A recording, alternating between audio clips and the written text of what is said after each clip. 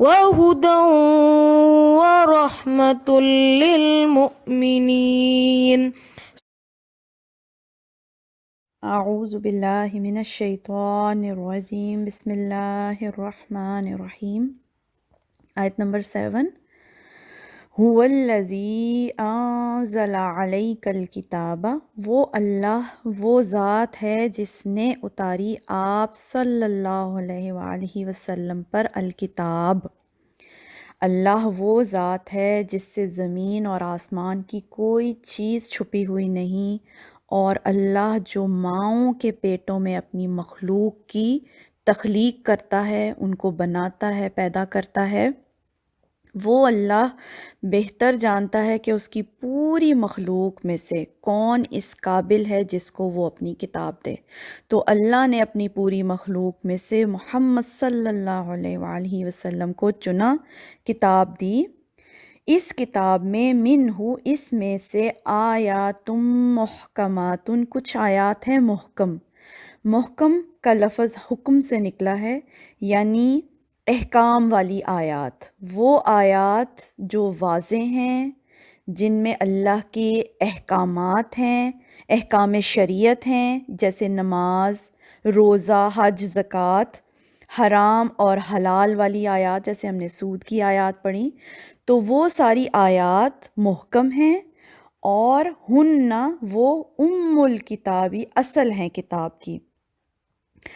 عربی زبان میں ماں کو کہتے ہیں، تو یعنی اس کے لٹرل میننگ یہ ہوئے کتاب کی ماں، یعنی کتاب کی اصل، یا کتاب کی آپ جڑ کہہ لیں۔ یہ محکمات، یہ محکم آیات اصل مقصد ہے، ہمارے دین کا اصل مقصد یا اصل اللہ تعالیٰ کا جو میسج ہے وہ یہ آیات ہیں محکمات، جو سمجھنی آسان ہیں، جو واضح ہیں، جو قابل عمل آیات ہیں، وہ محکمات ہیں۔ وَأُخَرَىٰ، اور دوسری متشابہات، کچھ دوسری ایسی آیات ہیں جو متشابہات ہیں، باہم ملتی جلتی ہیں، یا جس کو آپ انگلش میں کنفیوزنگ کہہ سکتے ہیں۔ کنفیوزنگ بھی اس ٹرم میں کہ جن کو ہماری سمجھ یا عقل جو ہے وہ امیجن نہیں کر سکتی، ایسی آیات جن کا تعلق ایمان بالغیب سے ہے، یعنی جن چیزوں کو ہم دیکھ نہیں سکتے۔ فار ایگزامپل، سب سے پہلے تو اللہ سبحانہ و تعالیٰ کی ذات، وہ کیسے دکھتے ہیں، جیسے آیت الکرسی میں ہم نے پڑھا اللہ کی کرسی۔ اب وہ کرسی کیسی ہے، اس کو ہم دنیاوی کسی چیز سے ریزیمبل نہیں کر سکتے، وہ ہمارے ذہن سے اوپر کی چیز ہے۔ کرسی ہے جو زمین اور آسمان پر چھائی ہوئی ہے، اب ہم اس کو کس طرح اس کی اگزامپل دیں یا ہم اس کو کیسے امیجن کریں، وہ ایسی آیات متشابہات ہیں۔ جیسے فرشتوں کے بارے میں، فرشتے کیسے ہیں، کیسے اللہ کے کام کرتے ہیں، ہم نے نہیں دیکھے، اور نہ ہی ہم ان کو کسی دنیاوی چیز سے ریزیمبل کر سکتے ہیں۔ یا پھر یہ کہ مرنے کے بعد قبر کی زندگی، اس میں کیفیت کیسی ہوگی ہماری، ٹھیک ہے، اور ہمیں کچھ بریفلی بتایا تو گیا ہے اس زندگی کے بارے میں، مگر ہم اس کو امیجن نہیں کر سکتے ابھی۔ جنت اور دوزخ کے بارے میں آیات، ٹھیک ہے، جیسے پل صراط کے بارے میں بتایا گیا ہے قرآن میں، وہ اب پل صراط کیسی ہے ہم اس کو امیجن نہیں کر سکتے۔ تو یہ وہ چیزیں ہیں جو ہمارے ذہن کی لمٹ سے اوپر کی چیزیں ہیں، ہم ان کو نہیں سوچ سکتے، اور نہ ہی سوچنا چاہیے، اور نہ ہی ان کے بارے میں زیادہ سوالات کرنے چاہیے۔